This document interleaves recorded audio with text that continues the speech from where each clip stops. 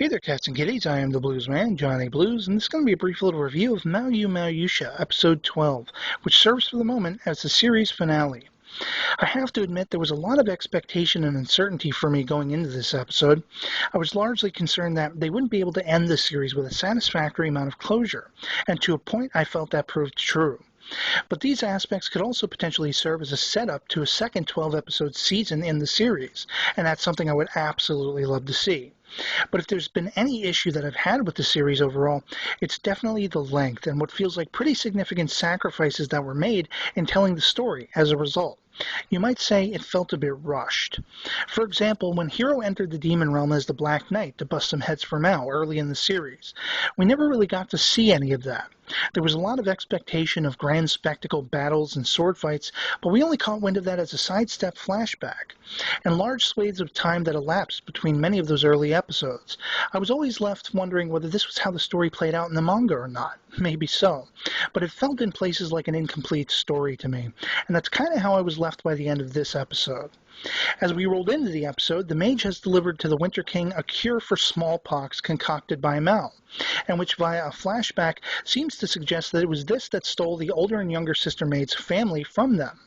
But this cure serves as a peak of hope to bring about a ceasefire in the war everyone is currently trying to avoid. Female Knight using clever tactics to split up and disband opposing forces in the hopes that lives can be spared while they're all waiting for the winter snow to make fighting impossible. And with great fortune, they seemingly wholly successfully do so.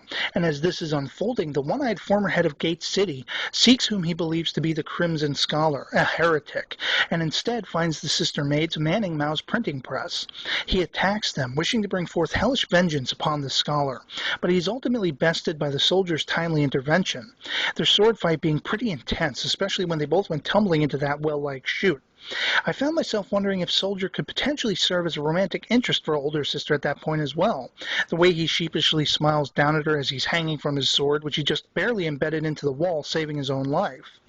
But the most notable aspects to this finale were firstly the unflinching resolve of Hiro as he faced the demon soul-possessed Mao, and effectively freed her from these ancient evils by professing his love, and in a sense ownership of her body as much as whatever parts of Mao's soul make her who she is. Love truly having conquered evil. And her subsequent speaking to her fellow demons, who all seem to misinterpret her words abridging a sort of peace between demons and humans as a cry for war. And secondly, the pretty huge revelation that the Church has all this time been working in collusion with the Azure Demon Horde, that their mutual parties have conspired to keep this war perpetual, and as a result maintain the Church's overall power over the lands and the people. Interesting commentary there, to be sure.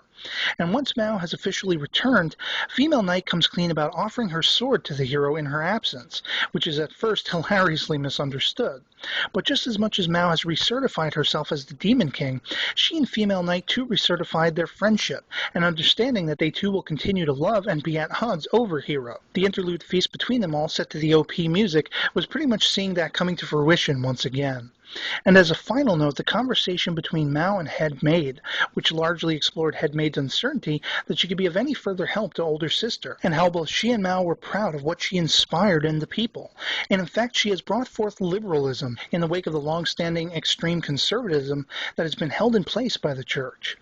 I'm left feeling that this series, beyond the cutesy love story and fun characters, beyond the fantasy role-playing game staples, beyond even the perverse humor, what the series has been all about is ongoing commentary, a metaphor for not only our real-world history, but also the state of things as they stand, this day and age. From the things we take for granted to the perspectives of opposing ideals. It was such a sociologically explorative series, and yet very matter-of-fact and subdued in how it achieved its perspectives. It's almost as if, strengthened by how this finale ended, that what it largely asks of us as viewers is to stop, look, and think. Think about the things you take for granted. Determine for yourself what your individual ideals are, what is right and wrong for you. It leaves us equally capable of determining what world will evolve for these characters from this point on. It's left to us.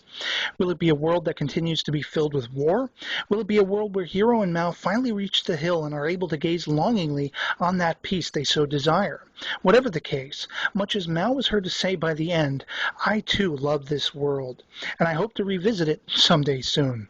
And so that's pretty much going to be it for me on this one. I'd love to hear from you guys in the comments below what you thought of this finale episode if you've seen it, and what what you think of the overall series after it's said and done. And so, I hope you're all doing well. I hope you enjoyed the video, and I'll catch you later. Peace.